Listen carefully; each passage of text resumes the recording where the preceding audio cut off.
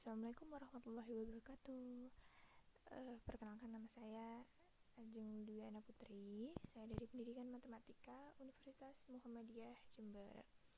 Nah, pada kesempatan kali ini saya akan menjelaskan tentang dimensi 3. Nah, kemudian kita lanjut ke pembelajaran selanjutnya, yaitu kedudukan titik, garis, dan bidang. Nah, yang pertama ada kedudukan titik terhadap garis. Titik terhadap garis. Nah, yang poin pertama yaitu titik P terletak pada garis H. Di sini saya sudah gambar ada garis H. Nah, titik P terletak pada garis H. Jadi, titik P ini ada pada garis H ini. Contohnya seperti ini. Nah, di sini titik P. Nah, boleh saja di sini atau dimanapun, yang penting dia tetap di garis H. Nah, kemudian yang kedua ada titik P terletak di luar garis H. Saya ambil contoh di sini ya. Nah, ini yang disebut dengan titik P terletak di luar garis H. Mau kalian taruh sini atau taruh dimanapun, yang penting dia ada di luar garis H. Kemudian yang kedua ada kedudukan titik terhadap bidang. Yang kedua yaitu kedudukan titik terhadap bidang. Nah, yang A ada titik P di bidang X. Nah, seperti yang tadi ya. Berarti kalau misalnya titik P terletak pada garis, kalau ini titik P di bidang alfa maksudnya tadi ya, alfa. Jadi contohnya seperti ini. Ini titik P. Boleh di mana saja asal dia tetap ada di bidang alfa ini. Nah, terus lanjut di poin B, titik P di luar bidang alfa. Nah, kalau di luar sama seperti yang nomor 1 tadi, berarti ada di luar bidang, misalnya di sini. Nah, seperti ini. Berarti itu titik P di luar bidang alfa. Kalau misalnya bisa saya tarik garis ya, saya tarik garis misalnya. Nah, seperti ini ya. Nah, seperti itu. Nah, kemudian yang ketiga itu ada kedudukan garis terhadap garis. Nah, pada poin pertama ada kedudukan garis G dan H yang berhimpit. Jadi, misalkan saya memiliki garis. Nah, ini misalnya garis G ya. G. Nah, namanya berhimpit artinya dia ya jadi satu tempat gitu. Jadi nempel. Nah, maaf ya, nggak lurus jadinya. Nah, jadi kalau misalnya udah berhimpit seperti ini, artinya garis G itu sama dengan garis H. Oke, paham ya? Kemudian kita lanjut ke yang B, itu ada kedudukan garis G dan H berpotongan. Nah, ini sudah sangat sering muncul di soal-soal dan materi-materi ya.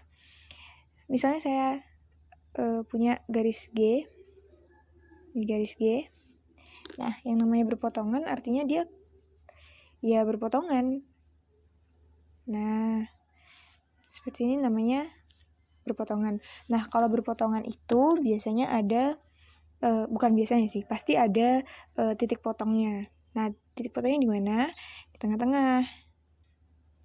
Di tempat dua garis ini berpotongan. Kemudian yang C ada garis G dan H sejajar. Nah, kalau sejajar artinya ya sejajar. Nah, seperti itu. Misalnya ini garis G, ini garis H. Dia nggak akan pernah ketemu. Kasian LDR-an terus. Terus yang keempat ada garis G dan H bersilangan. Nah, di sini bersilangan sendiri itu artinya dia nggak sejajar, ya kan? Terus tidak berpotongan dan tidak dalam satu bidang. Nah, saya di sini ada contohin, ada dua bidang, yaitu bidang alfa dan bidang beta. Maaf ya, gambarnya nggak terlalu bagus ya. Emang bukan nggak terlalu bagus, karena emang nggak bagus gitu. Karena saya nggak pandai untuk menggambar. Jadi, ini ada dua bidang. Saya contohkan misalnya ada garis G, misalnya di sini G ya. Nah, ini garis G dan ini garis H. Nah, dia tuh nggak sejajar ya, kan nggak sejajar. Kemudian dia nggak berpotongan dan tidak dalam satu bidang. Kan ini nggak sejajar kan? Nggak sejajar. Dan nggak dalam satu bidang. Nah, kemudian yang keempat ada kedudukan garis terhadap bidang. Yang pertama ada garis G terletak pada bidang. Seperti yang tadi, seperti titik ya, cuman ini kan berbentuk garis ya. Jadi kalau misalnya garis G terletak pada bidang alfa, artinya garis G di dalam bidangnya. Nah, ini garis G. Kemudian ada garis G sejajar dengan bidang alfa. Nah, kalau sejajar ya, dia ada di atasnya. Misalnya ini garis G. Nah, jadi kalau misalnya kita tarik garis putus-putus, nah dia akan sejajar. Ya, anggap saja sejajar ya. Terus yang C ada garis G menembus bidang alfa. Jadi kita contohkan seperti ini. Dia menembus, artinya kayak ya intinya menembus gitu ya. Kalau misalnya ya nah seperti ini. Ya, paham ya saya pikir. Nah, selanjutnya ada kedudukan bidang terhadap bidang. Yang pertama ada bidang alfa dan bidang beta. Misalnya ini bidang alfa dan ini beta. Nah, beta. Artinya berhimpit kan tadi saya sudah jelaskan bahwa berhimpit itu nempel ya. Berarti ini nempel. Nah, di dalam bidang ini ada yang disebut dengan daerah persekutuan. Ada yang disebut dengan daerah persekutuan. Ada yang tahu di mana? Nah, ya di tengah-tengah ini ya. Nah, di tengah-tengah ini itu dinamakan daerah persekutuan. Nah, kemudian ada yang kedua ada bidang alfa dan beta sejajar. Ya ini anggap saja sejajar lah ya, sejajar. Nah, jadi kalau misalnya kita tarik garis, misalnya di sini ada garis G dan di sini garis maaf. Di sini garis H. Maaf ya, ini salah. Nah, di sini garis H, nanti itu garis G dan H itu harus sejajar karena bidangnya juga sejajar. Nah, kemudian ada bidang beta dan bidang alfa dan bidang beta berpotongan atau nggak sejajar. Ya, namanya berpotongan, dia pasti nggak sejajar. Nah, di sini anggaplah ini berpotongan ya. Potongan. Nah, garis yang tempat dua bidang ini berpotongan itu disebut dengan garis berpotongan. Nah, seperti itu. Kita masuk ke materi selanjutnya yaitu proyeksi. Nah, ini sudah masuk ke perhitungan-perhitungan gitu ya. Nah, apa sih proyeksi itu? Nah, proyeksi itu ya kalau misalnya digampangin lah pengertiannya itu adalah menarik garis tegak lurus. Nah, kita langsung contoh deh supaya agak paham. Supaya paham. Nah, yang pertama ada proyeksi titik. Proyeksi titik garis. Proyeksi titik ke garis ini ya. Proyeksi titik ke garis. Nah, jadi kalau misalnya saya punya titik ini di sini ya. P. Nah, proyeksi itu apa? Menarik garis tegak lurus. Artinya kita tarik aja tegak lurus. Nah, jadi titik P ini dengan garis misalnya G ya. Ini tegak lurus. Kemudian ada proyeksi titik ke bidang. Saya punya titik di sini deh. Saya punya titik P. Terus kita deh. Tarik tegak lurus. Nah, misalnya di sini ada garis. Nah, jadi dia tegak lurus tuh. Tinggal tarik tegak lurus. Oh, saya lupa bahwa kalau misalnya di sini ada titik P, proyeksinya yang mana? Nih, di sini. Nah, ini titik ini dinamain dengan titik proyeksi. Titik proyeksi. atau yang biasa disebut dengan hasil proyeksi dari titik P. Nah, jadi kalau misalnya gini ya, P itu hasil proyeksinya berapa? Yaitu P, aksen. Nah, titik proyeksi ini biasanya disebut dengan P aksen atau hasil dari proyeksi titik P. Nah, gitu juga dengan yang ini. Ini hasil proyeksinya berarti apa? Kan di sini ya. Di sini berarti P aksen. Berarti hasil proyeksi titik P sama dengan P aksen. Nah, kemudian yang kedua ada proyeksi garis. Ada yang pertama ada proyeksi garis ke garis. Ini saya punya garis A, B, serta garis C, D. Tadi proyeksi apa? Menarik garis tegak lurus. Kita tinggal tarik aja tegak lurus. Nah, terus yang B juga. Nah, ini harus tegak lurus nih. Ini juga harus tegak lurus. Nah, di mana titik proyeksinya? Ya, benar di sini. Nah, ini dinamakan karena di sini itu A, berarti di sini adalah A aksen. Kemudian di sini B aksen. Jadi kalau misalnya hasil dari proyeksi garis A dan B itu sama dengan A aksen dan B aksen. Jadi begitu. Kemudian yang B ada proyeksi garis ke bidang.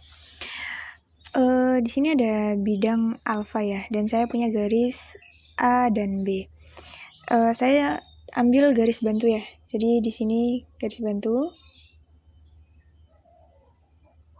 Nah, tadi proyeksi apa? Kita tarik tegak lurus aja. Tarik tegak lurus. Nah, terus ini juga. Ya, anggap aja ya gambarnya bagus deh. Nah, di mana titik proyeksinya?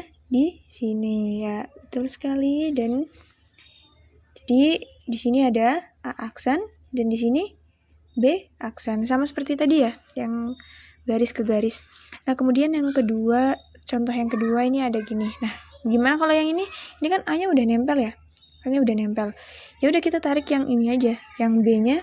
Karena B-nya harus ditarik tegak lurus. Kita tarik tegak lurus. Kita ambil garis bantu. Set. Jadi A-nya ya udah tetap begini. Jadi kalau misalnya dari hasil proyeksi B yaitu B aksen. Nah, kemudian contoh yang ketiga seperti ini. Ini ada garis AB. Nah, ini kan udah tegak lurus ya. Karena dia udah tegak lurus, ya udah. Jadi hasilnya itu gini. Hasil dari B, hasil proyeksi dari B sama dengan A gitu. Terus hasil dari A ya sama dengan B karena dia udah tegak lurus dan nggak bisa diapa-apain lagi gitu. Paham ya sampai sini? Kemudian pada pembahasan selanjutnya kita akan membahas tentang jarak titik, garis, dan bidang pada dimensi 3. Nah, yang pertama kita bahas yaitu jarak antara dua titik. Nah, saya punya dua titik yaitu A dan B. Nah, terus kita buat garis bantu, jadinya dia akan membentuk segitiga. Kita karena dia berbentuk segitiga, untuk mencari jarak kita menggunakan teorema Pythagoras. Nah, di sini saya sudah tuliskan ya rumusnya, yaitu AB sama dengan akar X kuadrat plus Y kuadrat. Kita misalkan bahwa X-nya 2 dan Y-nya 3. Kita masukkan 2 kuadrat tambah 3 kuadrat. Jadi akar 4 ditambah 9 sama dengan akar 13. Kemudian pada contoh kedua, itu ada dua titik juga, yaitu A dan B. Nah, di sini ada memiliki X1 dan X2. Kalau misalnya ketemu seperti ini, nah rumusnya seperti ini. X2 dikurang X1 dikuadratkan, tambah Y2 dikurang Y1 dikuadratkan. Kita misalkan X1 Y1-nya 2,3 dan X2 Y2 sama dengan 3,4. Kita masukkan 3 dikurang 2 dikuadratkan, 4 dikurang 3 dikuadratkan. Jadi 3 kurang 2, 1. 4 kurang 3, 1. Jadi dikuadratkan sama dengan akar 2. Kemudian yang kedua ada jarak titik ke garis. Nah, seperti yang pembelajaran awal tadi, kita di sini ada misalnya di sini ada P. Nah, kita tarik garis tegak lurus ya. Kayak kita proyeksi gitu. Nah, tarik. Nah, masih ingat nggak? Ini apa? Ini kan disebut dengan titik proyeksi atau P aksen. Nah, jarak titik ke garis ini berarti jarak titik P ke garis H itu sama dengan jarak ini P ke P aksen. Nah, jadi jarak titik P ke garis H itu sama dengan jarak dari P ke P aksen. Nah, kemudian yang ketiga ada jarak titik ke bidang. Sama seperti yang ini, cuman ini kan di bidang. Nah, di sini saya misalkan ada titik P, ini tinggal ditarik, terus kita ambil garis bantu. Di mana titik proyeksinya? Ya sama seperti di sini. Nah, ini P aksen. Nah, sama seperti yang di atas, bahwa jarak titik ke bidang, jarak dari titik P ke bidang alfa itu adalah sama jarak P ke P aksen. Jadi seperti itu. Saya kira paham deh. Kalau masih bingung bisa diulang-ulang lagi. Kemudian ada jarak 2 garis sejajar. Nah, ini kan sejajar. Apa yang harus kita lakukan? Yang harus kita lakukan yaitu buat garis potong yang tegak lurus ya. Harus tegak lurus. Jadi kita harus buat yang tegak lurus. Nah, ini tegak lurus. Anggaplah ini garis C lah. Anggap garis C. Nah, titik ini kita misalkan dengan A dan B. Nah, jadi jarak antara dua garis sejajar, jarak antara garis G dan H itu adalah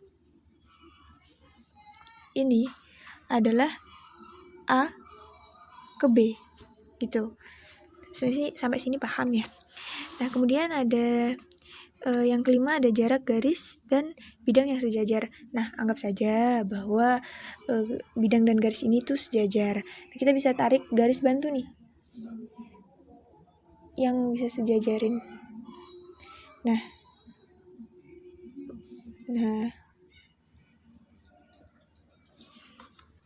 kita misalkan seperti tadi, kita masuk misalnya di sini titik P, kita tarik tegak lurus sampai ke bidang. Nah, ini disebut apa tadi? Ya, bener, P aksen. Jadi, jarak antara G dengan bidang alfa yaitu sama dengan P ke P aksen. Jadi sampai sini saya kira bisa dipelajari dengan teliti ya. Nah, ini ada contoh soal tentang jarak ya. Ada diketahui kubus AB, CD, EF, GH dengan panjang rusuk 6 cm, maka jarak titik A ke garis EC adalah, nah, jadi di sini kan ada titik A. Garis EC ini ya. Nah, di sini nih cuman garis bantu. Nah, jadi kita buat aja segitiga ACE, berarti ini segitiga A, C, dan E. Nah, kemudian kita tarikkan sehingga ada titik P. Nah, ini kan tegak lurus ya. Ini tegak lurus. Maaf, ini ya tegak lurus. Dan ini kan tadi sebenarnya juga tegak lurus nih. Nih, tegak lurus.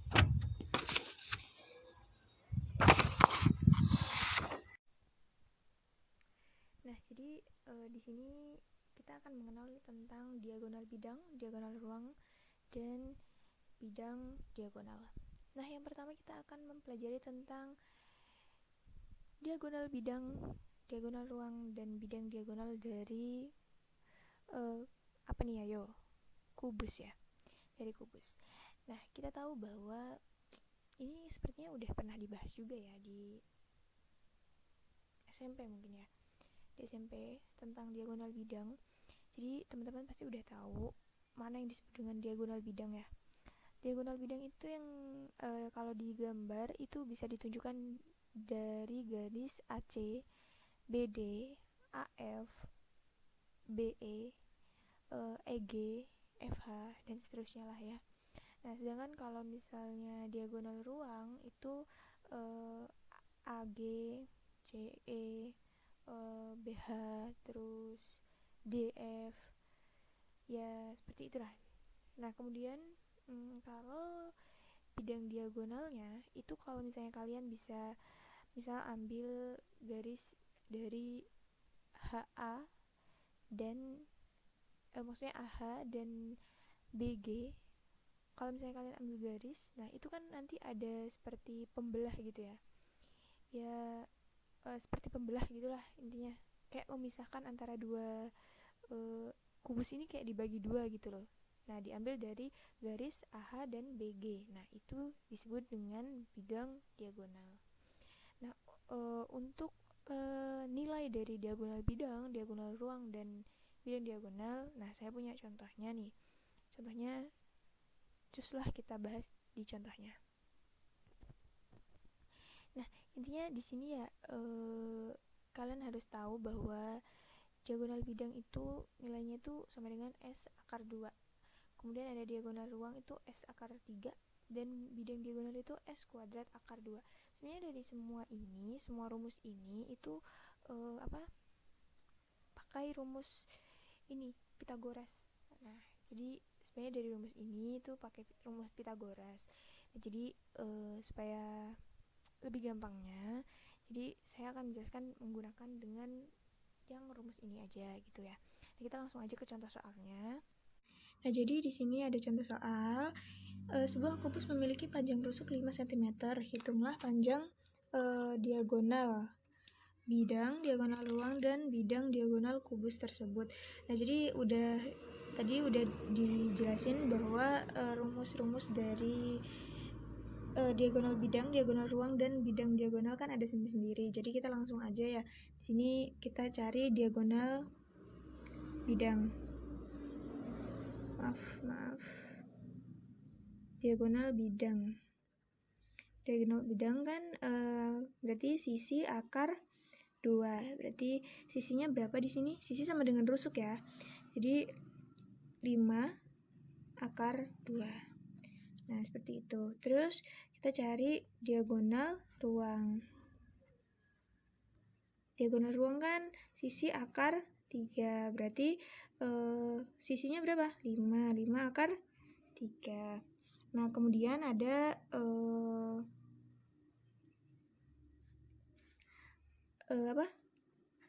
bidang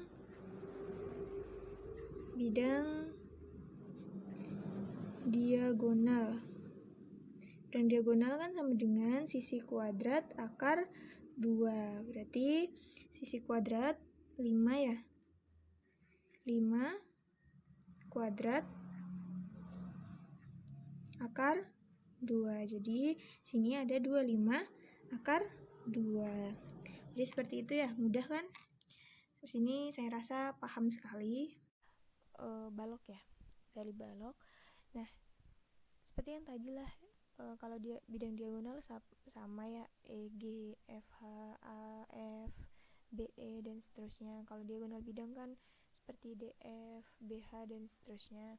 Kemudian kalau bidang diagonal ya yang tadi yang bisa membelah menjadi dua sebuah bangun ruang gitu. Nah, jadi untuk contoh dari